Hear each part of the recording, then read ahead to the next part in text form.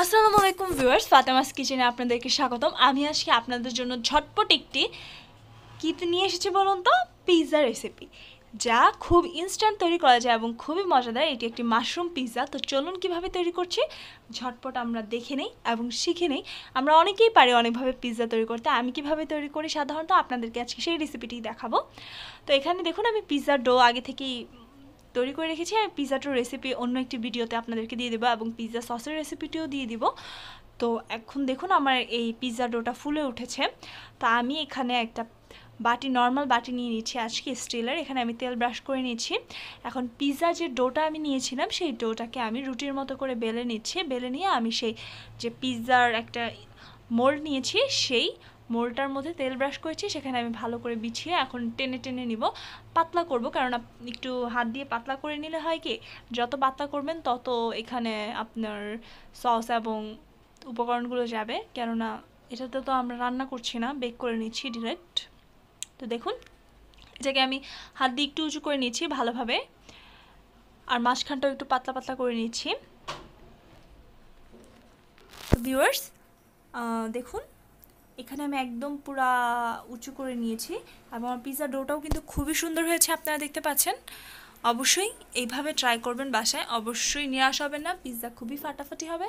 আজকে আমার এই পিৎজাটি খুবই দারুণ হয়েছে। দেখুন এখন আমি এটা একটু কাঁটা চামচ দিয়ে কেচে নিচ্ছি, কেচে নিচ্ছি, কেননা যাতে এখানে সস দিলে আমার সসটা খুব ভালোভাবেই ব্রেডে লাগে। তো দেখুন আমার ক্যাচাটা শেষ হয়ে গেছে। আমি এখানে এখন পিৎজা সস দিয়ে দিয়েছি। এটা আমার হোমমেড পিৎজা সস, আমি আপনাদেরকে অন্য একটি ভিডিওতে দিয়ে দিব এবং পিৎজা ডো রেসিপিটাও ওখানে দিয়ে দিব। তো পিৎজা সসটাকে এখানে ভালোভাবে মিক্স করে নিচ্ছি ডোটার উপর। দেখুন পিৎজা সসের কালারটা কত সুন্দর হয়েছে এবং খেতেও কিন্তু খুবই টেস্টি হয়েছে পিৎজা সসটা। অবশ্যই আমার এই ভিডিওগুলো আপনাদের কাছে ভালো লেগে থাকলে লাইক দিবেন, শেয়ার করবেন ফ্রেন্ডস আর ফ্যামিলির সাথে এবং সাবস্ক্রাইব করতে ভুলবেন না যারা এখনও করেননি।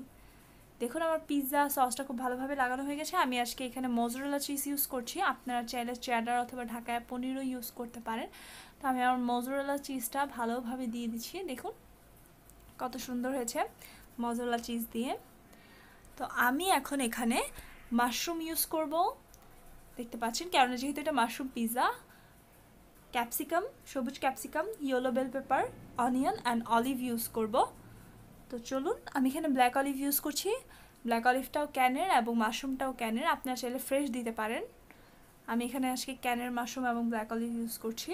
এগুলো যে কোনো বড় বড় ডিপার্টমেন্টাল স্টোরে আপনারা পেয়ে যাবেন। তো আমি ইয়েলো বেল পেপার এবং সবুজ ক্যাপসিকাম দিয়ে দিয়েছি, এখন অলিভ দিয়ে দিচ্ছি। দেখুন কি সুন্দর লাগছে পিৎজাটা, খুবই লোভনীয়। অবশ্যই বাসায় তৈরি করে ফেলবেন, মিস করবেন না কিন্তু।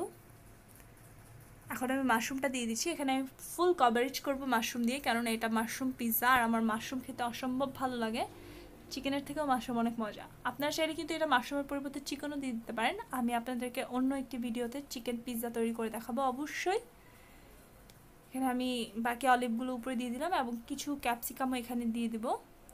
দেখুন আমি ইয়েলো বেল পেপার দিয়ে দিলাম এবং সবুজ ক্যাপসিকামটা দিয়ে দিচ্ছি। আমার পিৎজার মোটামুটি কিন্তু প্রায় শেষ। এখন আমি এখানে জাস্ট চিজ দিব এবং উপরে একটু চিলি ফ্লেক্স দিব এবং অনিয়ন দিব, সামান্য অনিয়ন, বেশি দেওয়ার প্রয়োজন নেই, তাহলে ভালো লাগবে না। এখন আমি আবার মোজরেলা চিজ দিয়ে নিচ্ছি। আপনারা চাইলে কিন্তু যে কোনো চিজ ইউজ করতে পারেন, এটা আপনাদের উপর ডিপেন্ড করে। দেখুন আমি এটা একদম ভরে মোজরেলা চিজ দিব, কারণ আমার চিজ খেতে খুবই ভালো লাগে। এটা যখন মেল্ট হয়ে আসে, আপনারা অবশ্যই বাসায় কিন্তু ট্রাই করবেন, মিস যাতে না হয়। একদম কিন্তু শর্টকাট ওয়েতে এই পিৎজা রেসিপিটা আমি আপনাদেরকে আজকে দেখাচ্ছি। তো উপরে আমি একটু চিলি ফ্লেক্স দিয়ে নিচ্ছি। চিলি ফ্লেক্স হচ্ছে কি, শুকনো মরিচটা তেলে আপনি গুঁড়া করে নিতে পারেন, এটা কেনও পাওয়া যায়, আপনি বাসায় করতে পারেন। তো আমি এখানে 30 মিনিটের জন্য 250 ডিগ্রি সেলসিয়াসে এটা বেক হতে দিয়েছি। দেখুন আমার পিৎজাটা ডান, ইটস টু মাচ ইয়াম্মি। দেখতেই পাচ্ছেন কতটা সুন্দর হয়েছে, অসাধারণ। অবশ্যই বাসায় ট্রাই করবেন আপনারা। দেখুন ইটস রিয়েলি ইয়াম্মি। বাসায় কিন্তু ট্রাই করতে ভুলবেন না ভিউয়ার্স। খুবই ইয়াম্মি পিৎজাটা। আমার চ্যানেলটিকে লাইক দিবেন, শেয়ার করবেন এবং সাবস্ক্রাইব করবেন।